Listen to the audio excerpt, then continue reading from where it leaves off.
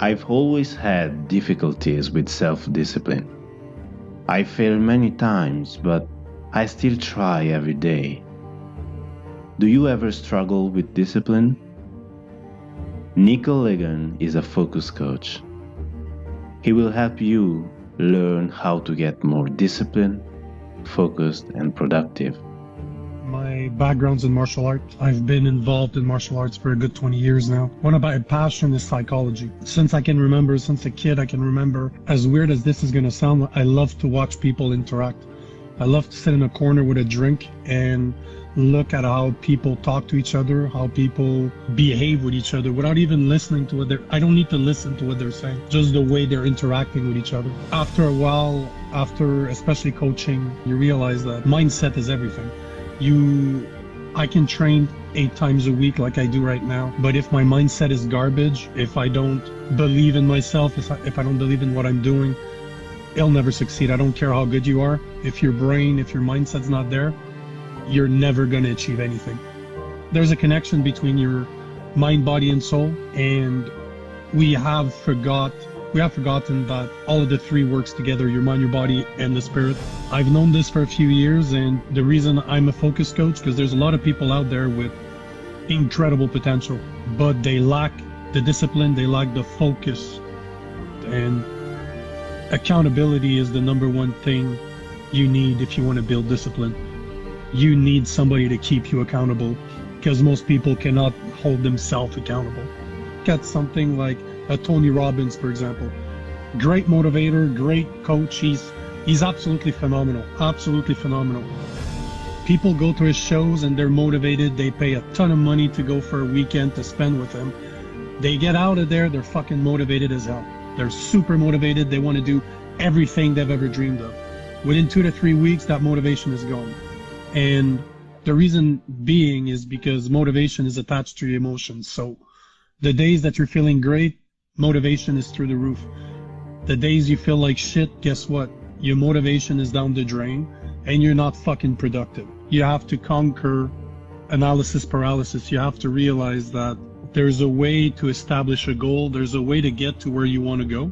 And overanalyzing is not the way to do it. One of the best things that you can do is trial and error. You try something, it doesn't work, you try something else. Unfortunately, to most people, that means that you need to fail.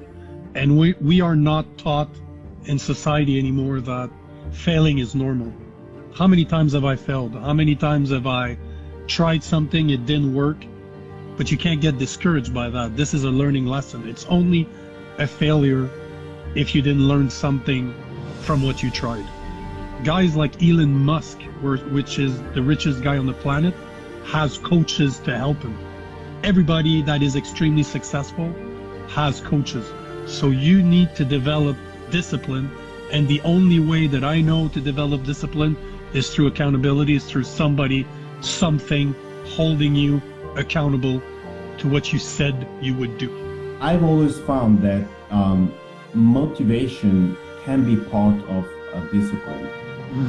Like I had to do it for myself. I had to be my own supporter sometimes when things were not, going well. So I needed to be my own cheerleader. So can motivation be part of, self-discipline? You can ride. You know what? The days that you're very motivated, your work output is going to be phenomenal. No matter what you're working on, you are going to be burning through that day and you're going to be working and you're going to feel great about it. And it's great. Those days that you're very motivated, that's fine. But the days that you're not, the only thing that's going to make you get out of bed, that's going to make you do the work is discipline. There's nothing else. Yes, you can use motivation, but at the end of the day, I still think motivation is bullshit. You still need, if you don't have discipline, motivation has no purpose. I guarantee you that you will fail if you rely on motivation. This is one thing I believe that people lack in today's world is they're not inspired. They do not know what they want. They do not know who they are. They do not know what they're capable of. And how can you be inspired if you don't know yourself? You don't know what you want. There's no way. You need to find inspiration, whatever inspiration is. I like the no bullshit approach. I like the, if you want to do something, shut the fuck up and just do it. Stop complaining. Nobody gives a fuck about your complaints. They're only relevant to you and they don't change anything at the end of the day. Do the work, do what you have to do, and this is done through discipline. Motivation can help you, but do not rely on motivation. Rely on discipline. In my life, I don't want to do things that I'm not inspired. Like I want to be, to have a meaningful life. Yep. And without inspiration, what I'm doing. But sometimes like we lose our sight. Like I think we quit sometimes because we manage to not being able to control ourselves.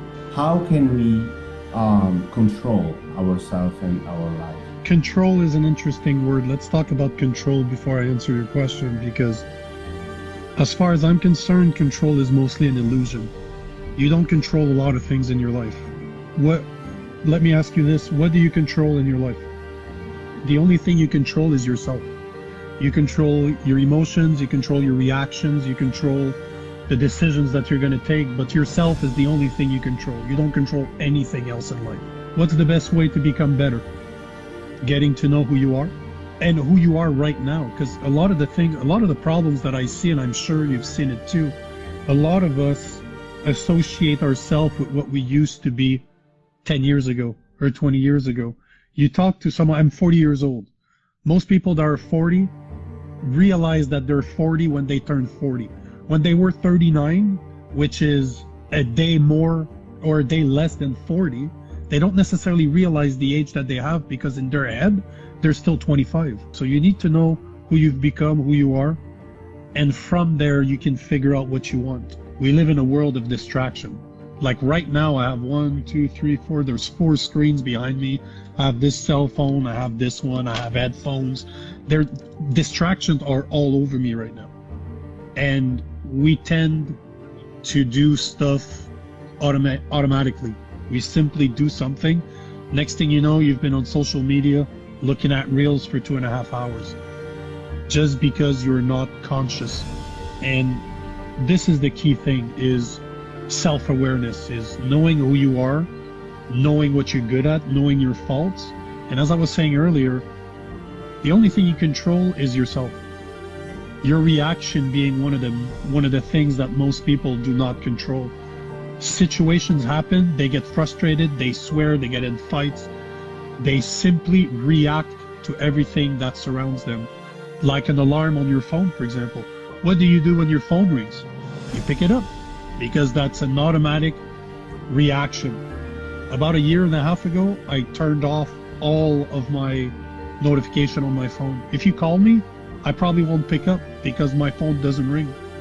I don't care. If I'm doing something, I do not want to be distracted by something else.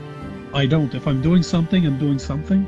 I don't even have an alarm clock anymore in the morning, because I know when I know to listen to my body. I know when I'm supposed to be going to bed, and I get up always around the same time. Within half an hour or so, I'm always up at the same time. So it's knowing yourself, being aware of yourself, and being conscious of the decisions that you take on a day-to-day basis, and to stop reacting to everything that happens to you, instead of building the skills to step back, analyze the situation for what it is, then react, but react with consciousness. Whatever goals you might have, you're still in competition with yourself. Because at the end of the day, what matters the difference between somebody that's going to succeed and somebody that's not, well, at least one of them, is the fact that you will compete against your laziness. The discipline is preventing you from being lazy. So you have to establish that in order to compete with yourself. Because at the end of the day, we're lazy. Human beings, we're lazy. We're only going to evolve if we're put in a situation of survival and we need to. If we don't, it's very easy to sit your ass on the couch and do nothing. I sacrifice on a daily basis. I sacrifice especially my time and my money. Most of my time and money goes into projects that will be successful. But what it takes is time, commitment, You need discipline, but you need to sacrifice. So it's all about sacrifice, it's all about accountability, it's all about discipline, and it's all about doing the work. It's not that hard. What you need to do is simple, but it's not easy, but it's simple. There's only one way to achieve anything. There's only one way to grow. It's to challenge your fears.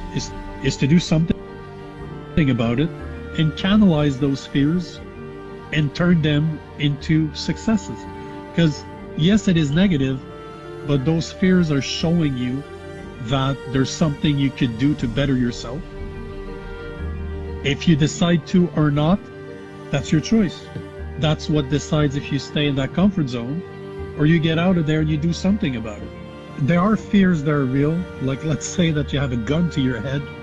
That's a natural fear to have. But most of the fears, we live in a world right now where, at least in North America where I'm from, that you're pretty safe. We don't live in a war zone, right? So most of the fears that we have are exactly that. They're not real. They're all in our head, and we choose to give them importance. The powerful thing here is that although we have the power to make our fear real, we also have the power to make them not be real, to make them just another thing that we can conquer. And conquering our fears is conquering ourselves. But I'm that type of person, though. I can remember the last time I got scared and I didn't do what I wanted to do because of fear. That was more than 10 years ago, and I refuse to let that happen again.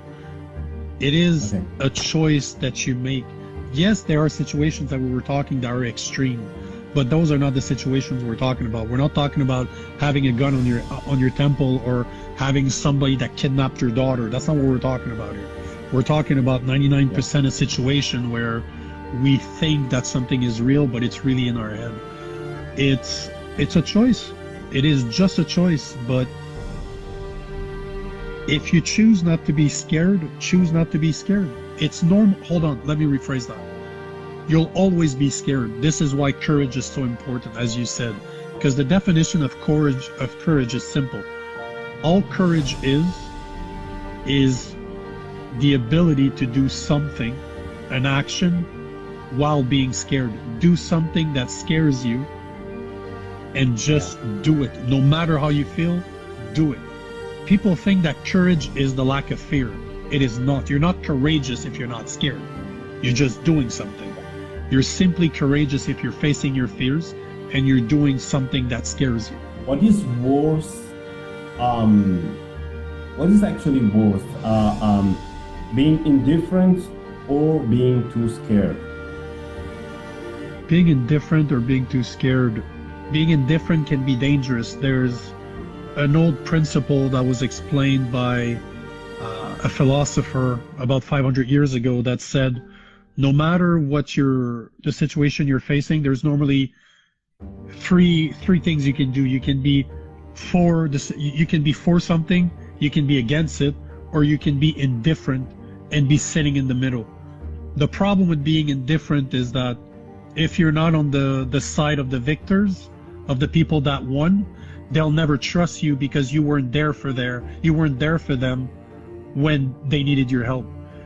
The people that lost, they'll feel the same because they might blame you for the reason why they didn't win, because you didn't help them. So no matter what, being indifferent, you might as well take position.